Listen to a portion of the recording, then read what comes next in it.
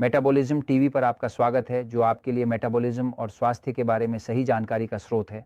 कोई भी शरीर न तो अम्लीय है और न ही क्षारीय।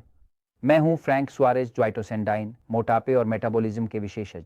ठीक है, मैं आज एक ऐसे विषय को स्पष्ट करना चाहता हूं जो काफी भ्रमित करने वाला और कभी कभी विवादास्पद रहा है, जो यह है कि क्या शरीर क्षारीय है, क्या यह अम्लीय है, कि आपका शरीर बहुत अम्लीय है और इसी तरह। यह सच है कि कैंसर एक अम्लीय वातावरण में उत्पन्न होता है। ये सच है कि कैंसर एक अम्लीय वातावरण पर निर्भर करता है, क्योंकि एक अम्लीय वातावरण एक ऐसा वातावरण भी है जिसमें ऑक्सीजन की कमी होती है। लेकिन ये सच नहीं है कि कैंसर इसलिए होता है क्योंकि शरीर बहुत अधिक अम्लीय है, या यहां तक कि क्योंकि यह बहुत अधिक क्षारीय है। अम्लीय और क्षारीय दोनों ही चरम हो सकते हैं। इसलिए मैं एक पल में यह समझाने जा रहा हूं कि न तो शरीर होते हैं और न ही अम्ल या क्षारीय, ताकि इस विषय को सही किया जा सके और विज्ञान के दृष्टिकोण से थोड़ा और सोचा जा सके, न कि इस मामले के सिद्धांत के साथ मैं यहां जा रहा हूं। ध्यान दें, मानव शरीर एक अद्भुत चीज है। मानव शरीर में अम्ल और क्षार दोनों होते हैं। जब हम अम्लीय क्षारीय के बारे में बात कर रहे होते हैं तो हम अनिवार्य रूप से पीएच स्केल के बारे में बात कर रहे होते हैं। पीएच स्केल एक स्केल है जिसका पीएच का मतलब हाइड्रोजन का संभावितता है। यही इसका मतलब है। जब आप रक्त के पीएच या किसी पदार्थ के पीएच के बारे में बात कर रहे हैं तो आप ये बात कर रहे हैं कि उसमें कितना हाइड्रोजन है, इसलिए इसे हाइड्रोजन का संभावित स्तर कहा जाता है। ठीक है, हाइड्रोजन अम्लीय है, इसका अम्लीय प्रभाव होता है। अब यदि आपके पास यहां यह स्केल है, यह पीएच स्केल, यहां पर 7 शून्य है जिसे वे तटस्थ कहते हैं। उदाहरण के लिए एक नदी का पानी, यदि यह एक नदी है जिसमें रास्ते में बहुत सारी चट्टानें नहीं हैं, तो यह तटस्थ होगा, न तो अम्लीय और न ही क्षारीय। अगर आप ऊपर जाते हैं और 8 शून्य पर पहुंचते हैं तो आप दूध पर पहुंचते हैं। दूध क्षारीय है, यानी इसलिए एक व्यक्ति को अम्लीयता हो सकती है। वह 1 गिलास दूध पीता है और उसकी अम्लीयता कम हो जाती है क्योंकि दूध क्षारीय है। यदि आप इस स्केल पर बढ़ते हैं और यहां 10 के क्षारीयता पर पहुंचते हैं तो आप अमोनिया, क्लोरीन और वह अमोनियाक पदार्थ के बारे में बात कर रहे हैं, तो यह 10 है। वास्तव में आपने अपनी त्वचा पर थोड़ा सा अमोनिया लगा लिया है और यह आपकी त्वचा को जला देगा क्योंकि यह बहुत अधिक क्षारीय है।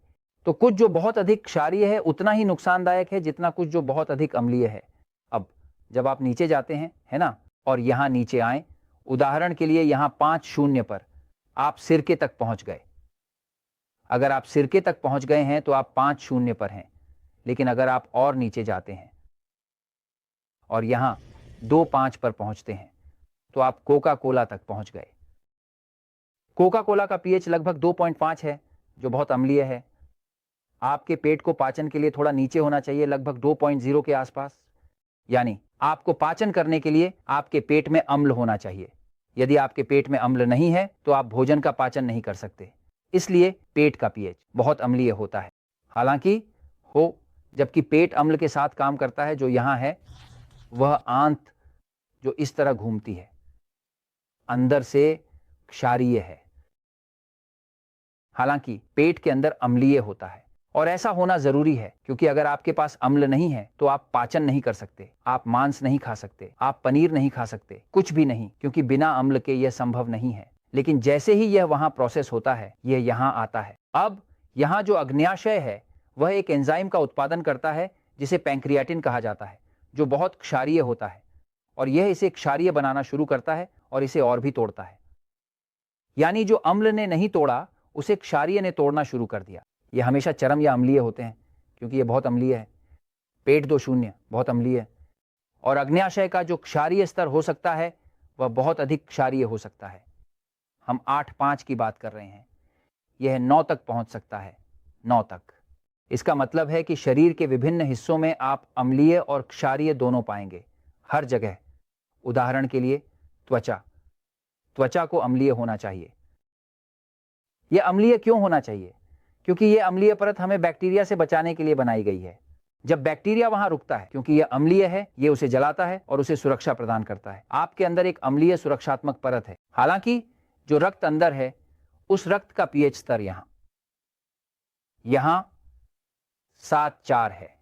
खून को स्वस्थ माना जाता है, इसका पीएच लगभग 7.4 होता है। इसका मतलब है कि यह थोड़ा क्षारीय है। रक्त क्यों क्षारीय है? क्योंकि अगर रक्त क्षारीय नहीं होता तो वह ऑक्सीजन को आकर्षित नहीं कर सकता। अगर यह अम्लीय होता, जैसे कि एक मधुमेह रोगी को जब अम्लता होती है तो वह मर जाता है, क्योंकि अम्ल ऑक्सीजन को अस्वीकार करता है और मधुमेह रोगी मर जाता है।